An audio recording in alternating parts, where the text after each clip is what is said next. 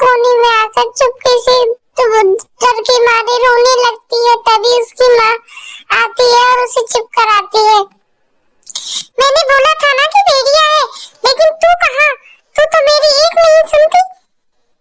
अब रोने से क्या फायदा, बच गई ना। अगर मैं तेरी आवाज नहीं सुनती तो वो भेड़िया तुझे खा ही जाता। वो तो मैंने जोर से डंडे की आवाज की और वो भाग गया है। माँ सॉरी, मैं आज के बाद कोई भी गलत काम नहीं करूंगी, बिना पूछे कहीं नहीं जाऊंगी। माँ मैं आपके साथ ही जाऊंगी।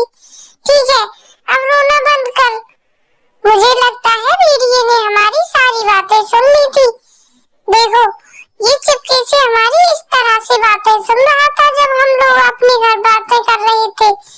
जब मैंने जो तेरे पिताजी ने उससे बोला था तो मुझे लग रहा है कि मैं घर के ही आसपास था। हाँ माँ, मुझे भी यही लग रहा है। मैं गई और मैं जैसे ही मेरे पीछे पड़ गया। आप लोग भी चैनल को लाइक, शेयर और सब्सक्राइब कर देना। अभी मैं सब लोगों को बता दूंगी। अरे ये भेड़िया ने सब लोगों का पानी का पी लिया है, इसीलिए हमने ऊपर मकान बनाए हैं। इस बोतल में तो थोड़ा ही पानी बचा है। अब क्या करेंगे? चारों तरफ पानी बिल्कुल नहीं है। अब कैसे हम अपना जीवन व्यतीत करेंगे? बोतल, मटके सब खाली पड़े हुए हैं।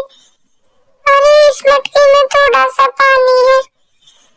अरे दीदी, आपके घर भी पानी नहीं है क्या? भाई थोड़ा सा पानी पड़ा हुआ है, मैं भी कोई जुगाड़ करके लाता हूँ। अरे वाह, ये बोतल, चलो इसमें से मैं पानी पी लेता हूँ। अरे भैया, अरे कालू भैया, मुझके पास पानी हो तो जरा मुझे पिला दीजिए। मेरी तबीयत बहुत खराब हो रही है, मुझे एक बूंद भी पानी नहीं मिला है। मैं कल से बहुत प्यासी हूँ। अरे मुझे लग रहा है मुझसे ज्यादा जरूरत तो इसको है। लो बहन, तुम पानी पी लो। कालू को आस पे दया करता है और उसे पानी पीने के लिए दे देता है। जैसे ही वह चिड़िया पानी पी के जाती है, इतने में एक कबूतर आता है। अरे कोआ भाई, मुझे जरा 2 घूंट पानी पीने दो। तुम्हारे पास मुझे पानी बताया है। अरे भाई, क्या करूं, मैं तो खुद के लिए ही प्यासा हूँ। ये तो चलो कोई बात नहीं भाई, आप भी पी लो। कालू को उसे भी पानी पिला देता है। थैंक यू भाई, शुक्रिया आपका, भगवान भला करे। अरे भाई, मुझे भी थोड़ा पानी पिलाओ। कोआ की परीक्षा लेने के लिए मीठी बन के एक एंजल आती है और कोआ से पानी मांगती है। तभी वो कोआ उससे भी मना नहीं करता और बोल देता है कि बहन तुम भी पानी पी लो। लेकिन जैसे ही वह पानी पीती है, सारा पानी खत्म हो जाता है और उसकी आंखों से आंसू बहने लगते हैं। अरे भाई, क्या हुआ? तुम रो क्यों रहे हो? कुछ नहीं दीदी। अरे नहीं, मुझे बताओ तुम्हारी जो भी परेशानी है। अरे क्या बताऊं, मैं 3 दिन से पानी नहीं मिलने के कारण मेरी जीभ सूख चुकी है।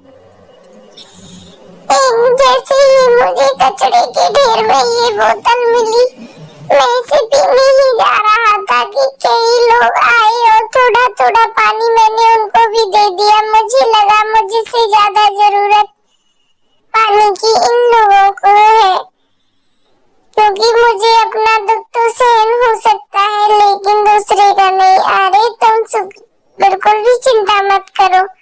अरे मैं एक परी हूँ, मैंने तुम्हारी परीक्षा ली थी कि तुम मुझे पानी पिलाओगे या नहीं। अब मैं तुम्हें वरदान देती हूँ कि अब पानी की कोई कमी नहीं होगी। तुम्हारे गांव के पास एक तालाब है, वहाँ जाकर तुम पानी पियो और सारे गांव वालों से पानी के लिए बोल सकते हो।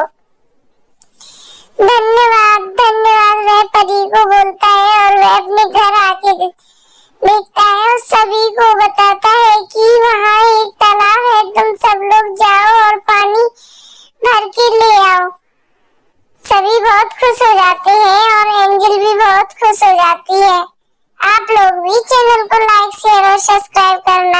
बोले। तो इस कहानी से हमें सीख मिलती है कि कभी किसी की मदद करने से हमें बहुत खुशी मिलती है, इसीलिए सबकी मदद करना भी जरूरी होता है। इससे भगवान बहुत खुश होते हैं। दीदी देखो, कालू कौआ ने मदद की और एंजल ने उसे सारे गांव के पानी के लिए भी बताया। अब वह सबकी नजरों में बहुत अच्छा हो गया है। हाँ, उसने सबके साथ अच्छा जो किया था, भगवान भी उसी के साथ अच्छा करते हैं जो दूसरों के साथ अच्छा करता है। आप भी मेरे चैनल को लाइक शेयर